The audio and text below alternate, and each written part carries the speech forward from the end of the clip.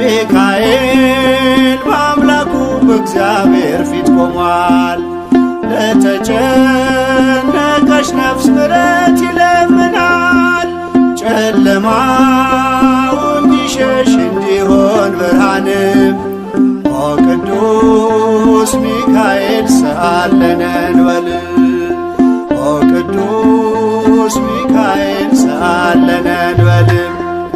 ሚካኤል በአምላኩ በእግዚአብሔር ፊት ቆሟል። ለተጨነቀች ነፍስ ምሕረት ይለምናል። ጨለማው እንዲሸሽ እንዲሆን ብርሃን ኦ ቅዱስ ሚካኤል ሰአለነ እንበል።